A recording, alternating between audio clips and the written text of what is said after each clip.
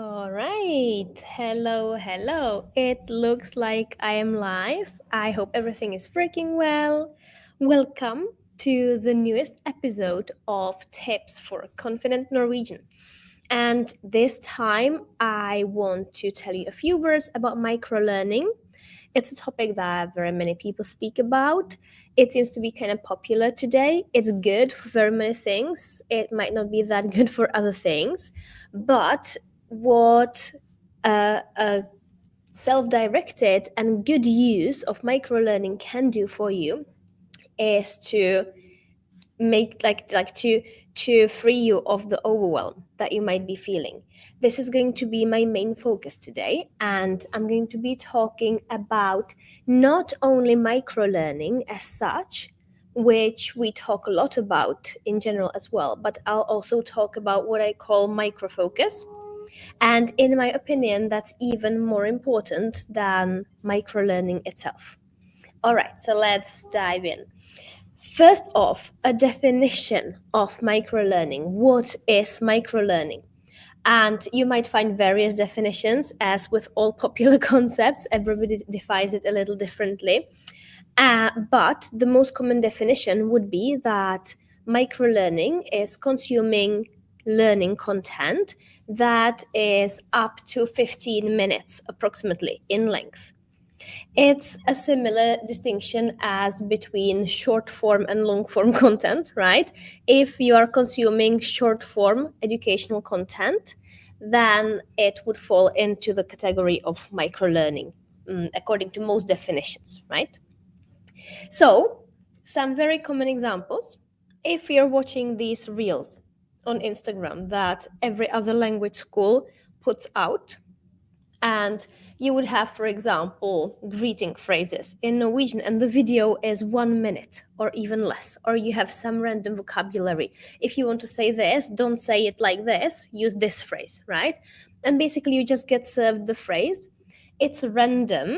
That's also very common with microlearning, that you get in, you might not even know what to expect, even though, of course, you might plan your microlearning and you might be consuming that kind of content on a very concrete topic. That's, of course, fully possible. But typically, when you just open up your Instagram and you're scrolling and you have your friends' pictures, and then suddenly you have these things that you follow that are educational content and that only take maybe 15 seconds, showing you some phrase that might be useful in a situation, and you're like, oh, interesting, I've actually heard the phrase before and now I'm sure how to use it. And actually a lot of learning just happened in your head while you were scrolling. So this is the typical microlearning, that it pops up and you haven't really planned for the contents, even though you can, like I was saying. Another notorious example would be Duolingo, of course. You can use Duolingo for a 2-hour-long session, and that's not microlearning anymore. But very, very commonly, we plan for short sessions with these apps. So if you just pull it out and you do your vocabulary or something like that for 5 minutes, for 10 minutes, it would also fall under the category of microlearning. Now, why is this good and what is it best for? Because, like I was saying, microlearning is not the best for any kind of learning. That's obvious. It's a specific method and it tends to be a little shallow sometimes, especially if we don't plan for it. The randomness can play into your favor. It could be something, like something that you really need drags your attention, and that's a good thing. On the other hand, you might just get flooded with a lot of unnecessary stuff. Yeah. So what is it great for? I think it's super great for vocabulary studies. And this is something I really, really want to recommend here. You know me, probably. I'm guessing if you're here, you've seen some content that I've put out before. You know that I'm all about consuming input, and I'm all about collecting the hours of consuming the input rather than sitting in class. And if you have to collect the hours of the input, then this is not microlearning, is it? Because microlearning would be like maximum 15 minutes. And I always say you need to get deep. You need to have the time to calm down and to start taking in, and to get into another state of mind, really. And this doesn't happen in a few minutes. But if you are supplementing your content consumption with explicit vocabulary studies, you could be using Duolingo that I mentioned to this end. But, and that's what I recommend, you could be using your own card set in an application like DuoCards or Anki. You make your own set based on the phrases that you've generated from your lessons, from your input consumption sessions that are longer, more long form. And then once you have made your vocabulary set, your phrase set, the actual studying, I really, really recommend microlearning for this. Because what happens, and what is one big source of overwhelm in learning languages, is that we make this list. We see the whole list of vocabulary, right? And we're like, oh, I have to learn the whole list. I need to nail it. And this is not very useful because it prevents you from making other lists. It kind of prevents you from going ahead because you keep getting stuck with the old list. Like, I cannot move on because I haven't covered this list yet. This is very much not useful because all these vocabulary items, they are not equally easy or difficult for you to remember and to pass potentially into your long-term memory. Some of these will be easy for you and they will go quickly. Some others will be hard cookies. That's why it's very important, and that's what I teach my students in my courses, to have not a long list, especially not alphabetical, for Christ's sake, and instead put your phrases, not single standing words, put them into an application which has a spaced repetition algorithm like Anki or DuoCards. And then when you pull it out, you never see the whole list. You never see the list of all the items in the set. So already this takes off the overwhelm. And then you don't plan for the result, as in, I will know all of these, right? It's very difficult to measure as well, because when you think you know them, you will discover in about a week's time that you've forgotten many of them anyways. That's how our long-term memory works. That's why the spaced repetition comes in handy, because if you mark a card as learned, you will get it returned as well, only later. Yeah. So this is very important as well. So don't plan for the result, as in, I'm gonna nail all of this by this date. That's almost impossible to do, and it generates a lot of overwhelm, a lot of sense of failure if it doesn't go your way. But if you instead plan for the minutes of using the application, right? And this is microlearning, because I don't really recommend to plan for half an hour. If you get stuck with your application and you're enjoying it and kind of in the mode, of course, by all means, do an hour or do more. That's perfect, but don't plan for it. Plan for the microlearning, and on most occasions, it is going to end up as the microlearning as well. So plan for 5 minutes every morning, or plan for 10 minutes with your afternoon coffee, right? And if you're planning in these small increments of up to maximum 15 minutes, but I would recommend planning for 5 or 10 minutes of using the application, then you will see that in time you will get results. You won't get them immediately because you would need a longer session to do that, right? If you really wanted to cram the list and crack it in, you would, of course, but you would hate it, right? You would be very unlikely to do it again, and you would probably need some external motivation to do that as well, right? So that's a bit about that, because because when you are planning for these massive sessions, especially with a little boring stuff like vocabulary and stuff like that, then it just prevents you from doing it, right? Do you have that experience? You can let me know if this is ringing a bell or not. So number one, vocabulary studies. And you know me, you know that I would not recommend vocabulary studies to be the majority of your efforts when learning Norwegian. It should be more than your grammar studies, definitely, but it should be much less than your actual content consumption, right? Your actual input consumption. You should be watching more Norwegian TV, much more than what you are studying vocabulary.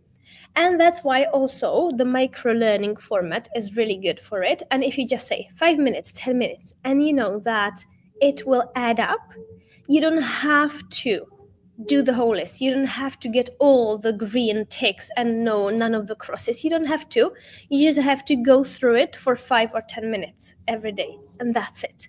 It takes enormous pressure off you. And it's really, really good. Yeah, for vocabulary, micro learning is a great format. You would also notice that a lot of these educational reels that you see on Instagram, not all of them, of course, but very many, are concerned with some kind of vocabulary issues, that they would give you the vocabulary for, I don't know, parts of your face or some common activities that you wouldn't find in the textbook, right? It's vocabulary, and that's because the micro-learning format is so good for it. And also, you already probably know the very basic vocabulary. It doesn't matter that much if you cover this word or that word, if you really pass it into your long-term memory today, this minute, or if it takes you a bit longer. It doesn't really matter. It's okay, you know? So that's also why it's kind of good. Another area would be pronunciation. And pronunciation is usually something you have to first understand what the problem is and how to do it correctly. And then you have to practice, because pronunciation is concerned with your muscles, not just with your intellect. A lot of it is actually how your muscles in your speaking apparatus operate. And it's just like going to the gym, right? If you go to the gym and you do 5 sit-ups and then you like want your money back because your six-pack hasn't shown up yet, right? This is ridiculous. We'll understand this. But when students tell me like, I can make this sound, or I can make it now when you're teaching it to me, but then I cannot make it in the word itself. Well, that's natural. That's just because you haven't practiced with intervals. So again, microlearning would be a great way of doing this, just taking small increments of time. Say 2 minutes for the pronunciation happily. You have your material ready, you have your phrases, you have your words that you want to practice. And the reason why you aren't nailing it yet is that you haven't put in the reps, right? So putting in the reps, and in the gym you need to be there for at least half an hour to, have time for something. But with pronunciation, you can just take 2 minutes. Just pull out your list of the stuff you want to practice, or you have maybe something you listen to, then you parrot it. That's a very good strategy I recommend and that I teach in my courses. But you don't have to do a lot at a time. Again, just like with the vocabulary, this is very explicit, very concrete, very active effort, unlike the source consumption, which could be much more passive, right? So if you have a very active study session, you kind of need to summon more motivation, let's say, or to reason a bit more with yourself to actually go and do it. If you know it's just going to be 2 or 3 minutes, you can negotiate with yourself much better. Say just, it's just 2 minutes. Let's do it. I can start now, and it's just 2 minutes. And you might get stuck with it for longer again, but the goal is the 2 minutes. And again, just like with the vocabulary, you know that it's a process. It doesn't matter at all if you nail it today. You can nail it tomorrow. You can nail it in 1 month's time from now. But you know that you are moving there in small increments with the microlearning. You're putting in a little bit at a time and moving in the right direction. And the microlearning format is what makes sure that you don't get overwhelmed, and that also that your muscles don't get worn out, because this is just like in the gym. Speaking muscles, they work hard. This is physical work.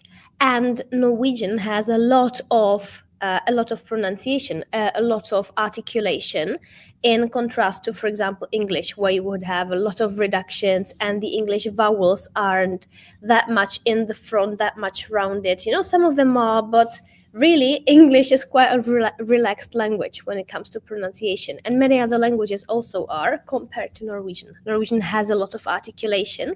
So if you're practicing something new, you are not only trying to install new pathways into your brain for the new movement sequences, you are also taking the reps with your muscles, and you get tired in your mouth, like literally you do. And I think you know this if you've ever tried to really practice pronunciation.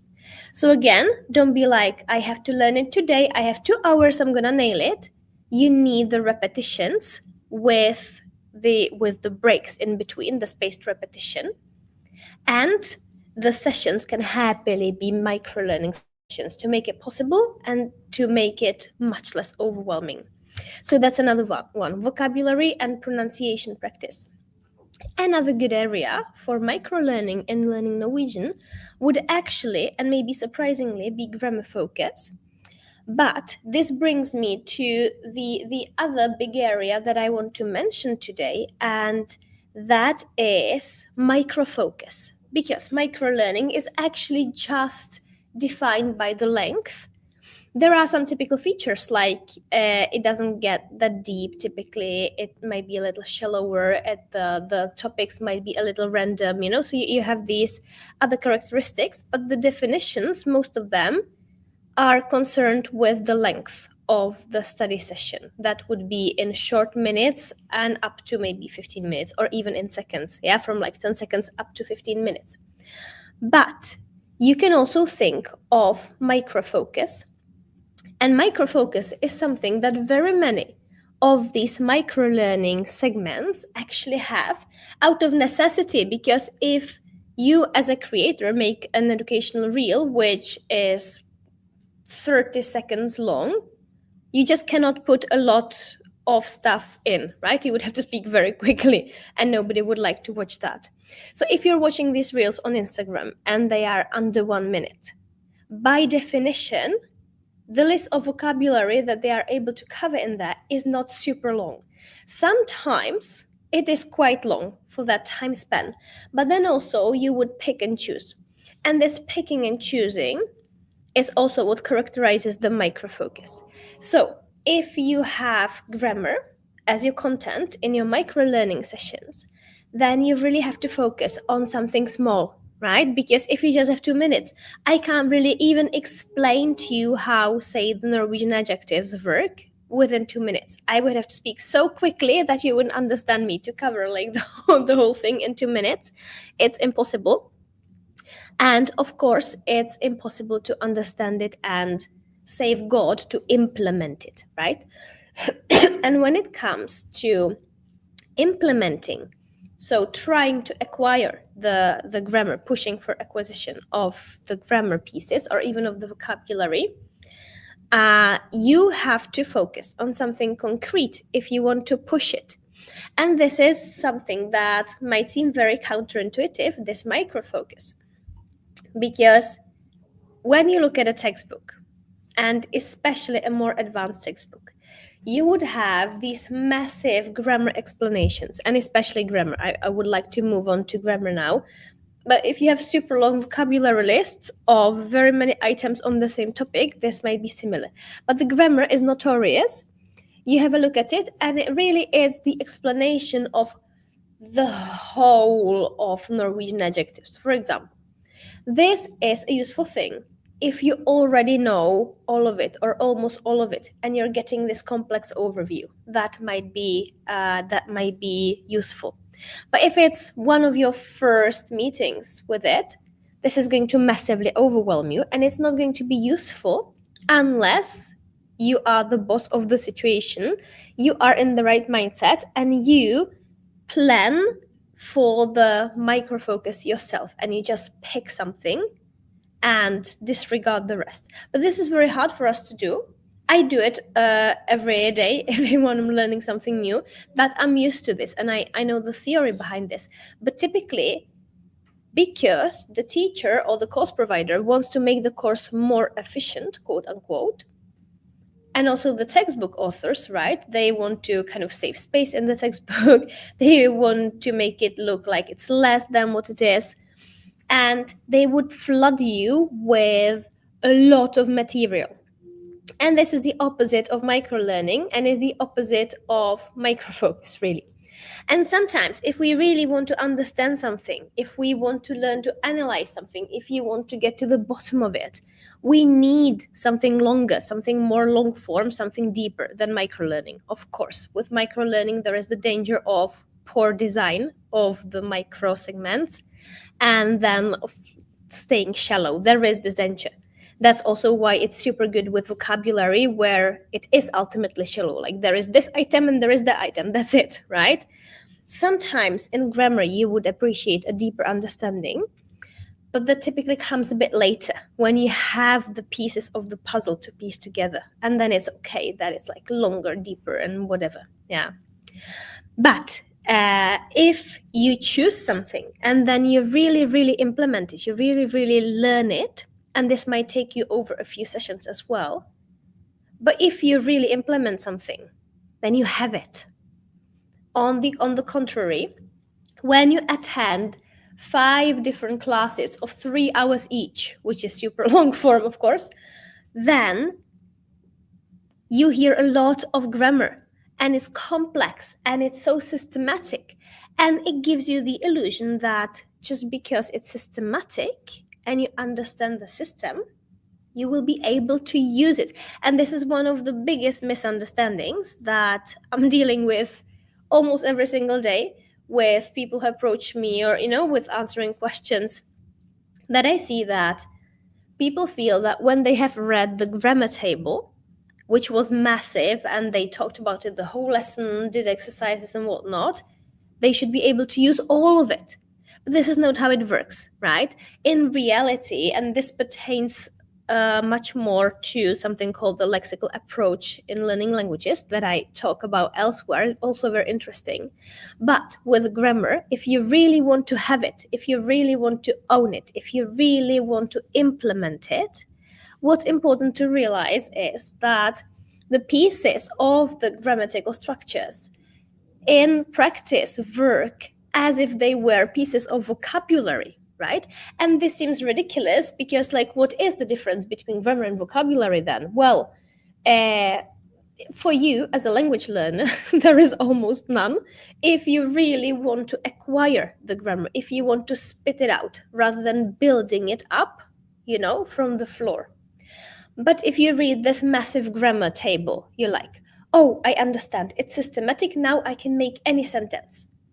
But making sentences is a problem, right? Because we never know as language learners until we reach a very high level if we are making the sentence right. We need these patterns. We need to get used to them. And in order to get used to it, you need to treat grammar with, okay, understanding. I love grammar. I'm a big proponent of understanding grammar.